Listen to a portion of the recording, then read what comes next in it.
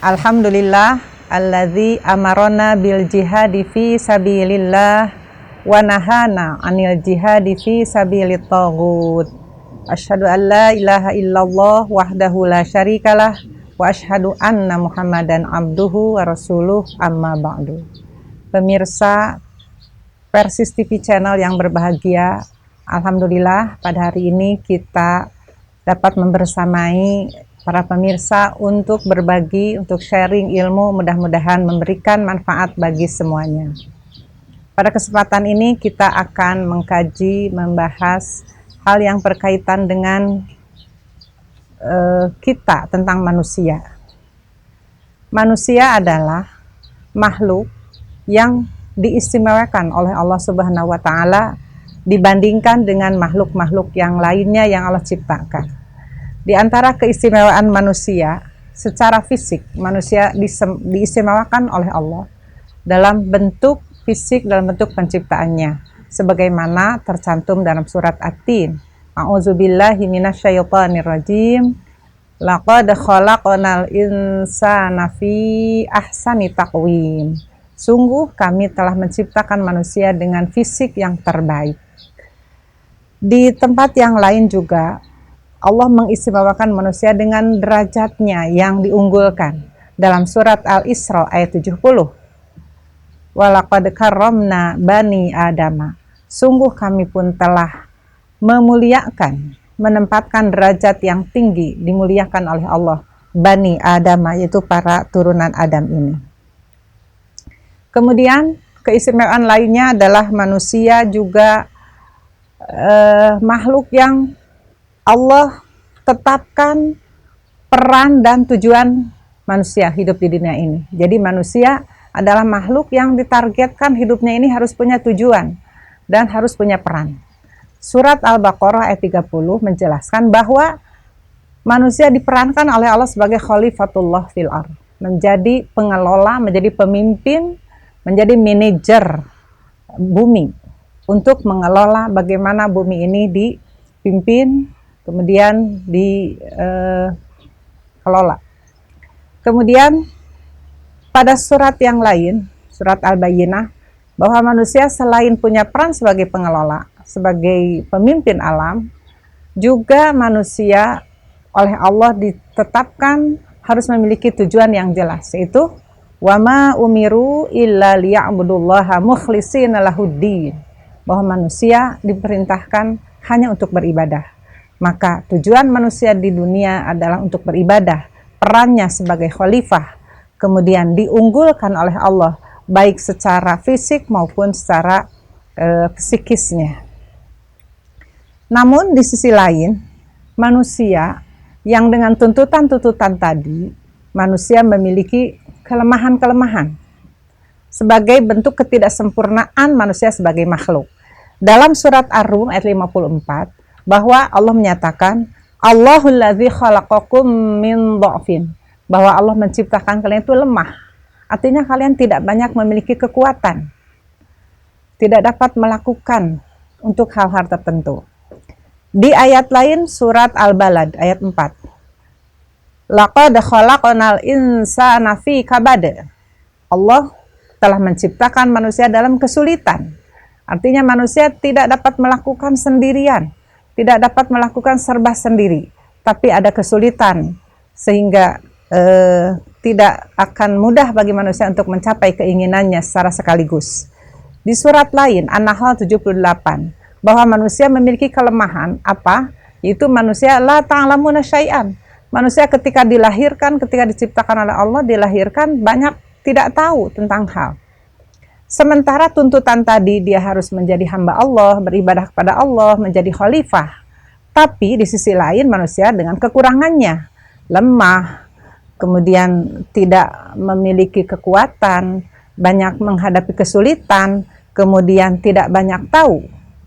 Maka dengan kekurangan-kekurangan yang ada pada diri manusia, maka itu menjadi isyarat bahwa manusia tidak bisa hidup sendiri, bahwa manusia harus hidup dengan komunitasnya, bahwa manusia harus hidup dengan yang lain, atau dalam bahasa umum manusia harus hidup dalam kebersamaan.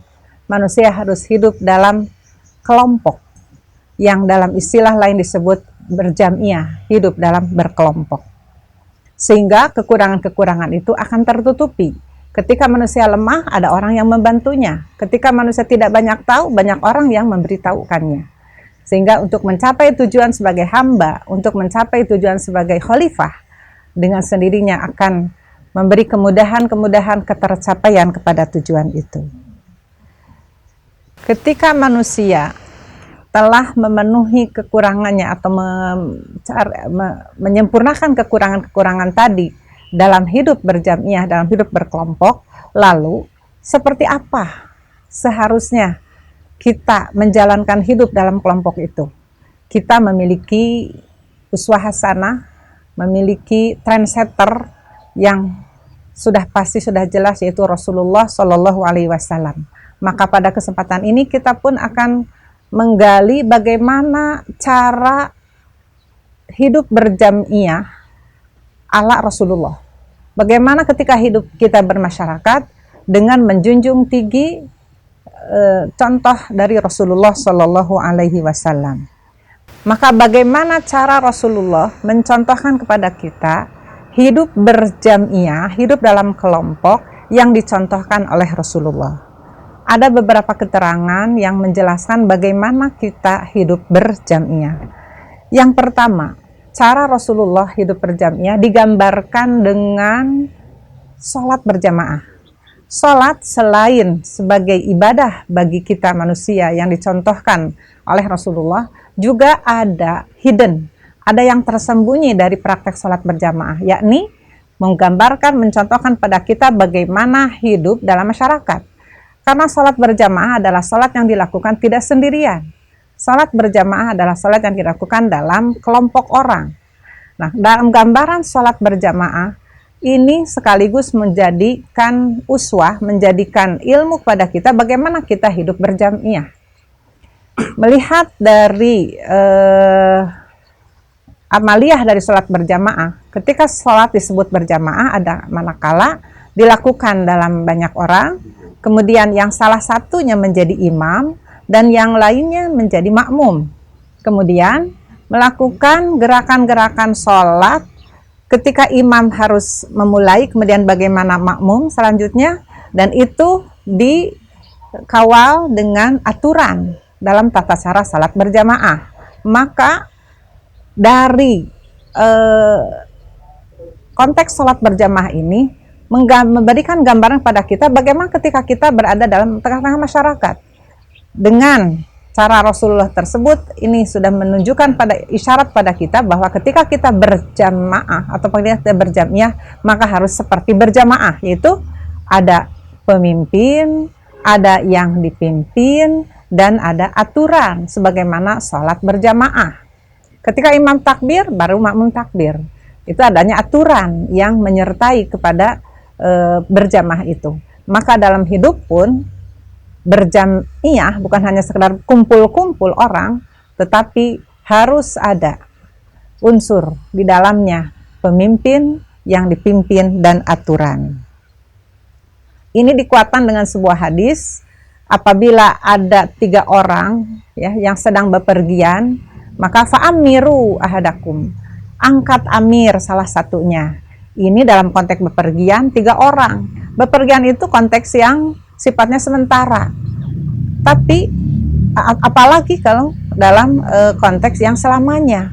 Untuk yang sementara saja harus diangkat amir, apalagi yang hidup dalam jangka waktu yang lama, maka sangat-sangat perlu kita memiliki seorang pemimpin.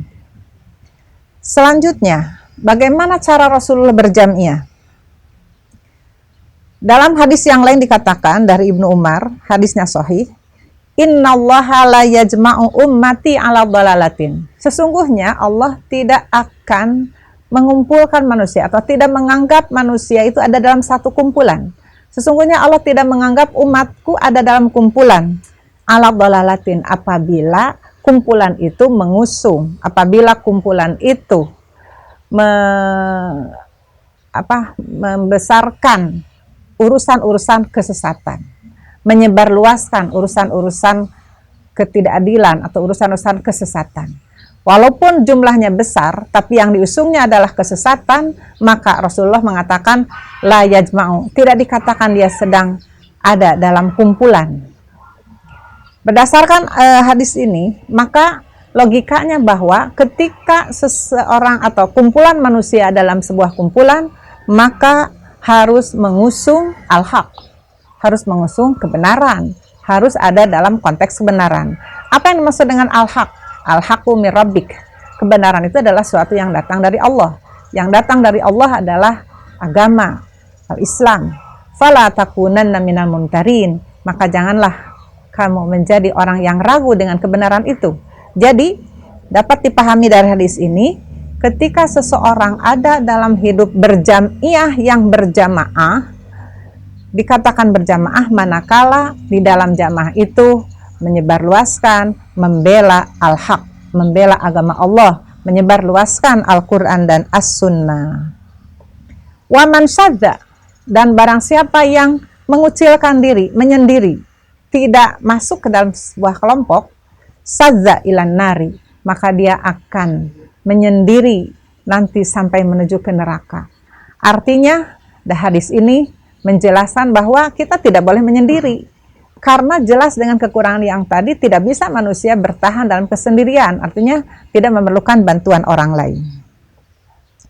Lalu dengan hadis yang barusan sudah kita beberapa kesimpulan dapat ditarik.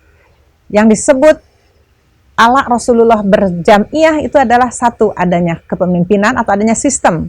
Ada yang memimpin, ada yang dipimpin, ada aturan. Kemudian yang diusung adalah kebenaran atau membela, menyebarluaskan Al-Quran dan As-Sunnah. Ketika kumpulan itu tidak berpihak kepada itu, maka belum dikatakan berjamaah atau berjam'iyah yang berwawasan al-jamaah. Apa itu al-jamaah? Adalah kumpulan yang ma'ana alaihi wa ashabi, adalah kumpulan yang ana alaihi, aku ada di atasnya, di atas kumpulan itu. Aku itu adalah Rasulullah. Siapa Rasulullah? Rasulullah itu adalah utusan Allah yang membawa risalah, yang membawa agama Islam, Al-Quran dan As-Sunnah. Berarti yang aku ada di dalamnya berkumpul dengan para sahabat dengan menjadikan Al-Quran dan As-Sunnah sebagai landasannya dalam kehidupan bersama, dalam kehidupan berjam'iyah. Maka dapat disimpulkan bagaimana cara Rasulullah berjam'iyah, bagaimana cara Rasulullah hidup bermasyarakat. Cara Rasulullah hidup bermasyarakat adalah berwawasan al-jamaah, yaitu adanya sistem, adanya kejelasan yang dijadikan pijakan, yaitu Al-Quran dan As-Sunnah, dan adanya sistem yang dibangun berdasarkan Al-Quran dan As-Sunnah. Lalu, pemirsa, ketika manusia sudah ada pada konteks, pada koridor berjam'iyah yang berwawasan al-jamaah, dia sudah ada pada kelompok orang, hidup bersama masyarakat, dia juga hidup dalam Quran Sunnah, ada pemimpin, ada yang dipimpin. Apakah itu sudah aman? Apakah itu sudah bebas dari resiko? Tentu masih ada resiko yang lain. Apa? Karena yang namanya hidup bersama, hidup bareng itu mesti ada clash, ada konflik, paket trok. Nah, bagaimana ketika ada paket trok dengan, apakah itu dengan pimpinan kita, apakah itu dengan atasan kita? Kita sudah hidup dalam berjam'iyah ini dengan mengusung Quran Sunnah, tapi kita ada ketidaksukaan misalnya kepada pemimpin kita. Ibnu Abbas menjelaskan dalam hadis yang diriwayatkan Al-Bukhari dan Muslim, man ra'a min amirihi syai'an yakrahuhu, siapa yang melihat dari pemimpinnya sesuatu yang tidak kita sukai, kita benci dengan yang dilakukan oleh pemimpin kita. Bagaimana hadis mengatakan? Fal yasbir alaihi, maka harus bersabar menghadapi pemimpin itu. Fa innahu man faraqal jama'ata, karena siapa yang keluar dari al-jamaah. Tadi karena ada pemimpin berarti ada dalam sebuah sistem berjamaah. Ketika kita kecewa kepada pemimpin lalu kita narik diri keluar, sudah mau keluar saja dari kelompok itu. Man faraqal jama'ata shibran, satu jengkal saja keluar, berniat untuk keluar, famata, kemudian ketika dia memutuskan untuk keluar, mati. Allah cabut hidupnya. illa mata mitatan jahiliyatan. Tidak lain yang dia dapatkan adalah kematian, mati secara jahiliyah. Mati dalam konteks dia seolah-olah dia tidak pernah mengenal Quran dan Sunnah. Seolah-olah dia tidak pernah mengenal kebenaran, mengenal al-haq. Berarti dia mati seperti halnya Islam belum datang. Mata mitatan jahiliyatan. Lalu bagaimana ketika itu terjadi dan ketika kita solusinya menarik diri dari al-jamaah, jamiah yang berwawasan al-jamaah itu, dan itu dikatakan salah karena Nabi mencapnya dengan mata mitatan jahiliyatan, maka ada trik-trik, ada kiat-kiat, upaya-upaya yang bisa kita lakukan meskipun kita ada kekecewaan terhadap pimpinan, kekecewaan terhadap kelompok orang yang ada bersama dengan kita. Ada beberapa tips yang bisa kita lakukan. Yang pertama, berkomunikasi atau bermusyawarah sebagaimana yang disampaikan dalam surat Al-Imran 159. Fa'fu anhum wastaghfir lahum wasyawirhum. Komunikasikan apa sih yang menyebabkan kita tidak suka kepada pemimpin kita. Ada apa? Jangan sampai kita tidak pernah menyampaikan kekecewaan kita kepada yang bersangkutan, sehingga kita berperilaku yang tidak baik kepada orang lain, sementara yang bersangkutan tidak paham dengan kita. Musyawarahkan, komunikasikan apa yang terjadi. Insya Allah dengan komunikasi akan menemukan solusi. Trik yang kedua, tabayun. Sebagaimana dalam Al-Hujurat. In ja'akum fasiqum binaba'im fatabayyanu. Bisa jadi ada kesalahpahaman, ada informasi yang tidak sampai dengan baik, maka sampai kepada orang yang bersangkutan, sampai baik itu datangnya dari pimpinan, menyangka kita seperti apa, dan ketika ditabayun ternyata tidak seperti yang disangkakan itu, maka itu pun akan menjadi solusi. Yang ketiga adalah islah. Ketika nyata-nyata ada konflik yang terjadi, maka fa'aslihu bain akhawaikum. Harus ada upaya untuk mengislahkan, mendamaikan. Dan yang keempat adalah dengan ta'awun. Ketika itu memang terjadi, bantu. Teman yang sedang berkonflik, teman yang sedang punya masalah dengan komunitasnya, dengan kehidupannya dalam berjamiah, hendaknya dibantu. Kemudian yang terakhir adalah silaturahmi. Menyampaikan, menyambungkan kasih sayang dengan bersilaturahmi. Dan itu adalah solusi yang akan menyelamatkan kita, yang tidak merugikan kita sampai hari akhir nanti. Karena meninggalkan al-jamaah adalah akan menyebabkan kita masuk ke dalam kerugian yang sangat besar. Pada paparan ini kita mudah-mudahan dapat mengambil kesimpulan bahwa cara kita hidup bermasyarakat itu hendaklah kita mencontoh sebagaimana apa yang sudah disampaikan dalam hadis-hadis tadi, apa yang dicontohkan oleh Rasulullah. Semoga kita dapat meneladaninya. Demikian yang dapat kami sampaikan, sharing kita pada hari ini. Mudah-mudahan bermanfaat. Aqulu qauli hadza wa astaghfirullah li wa lakum. Wassalamualaikum warahmatullahi wabarakatuh.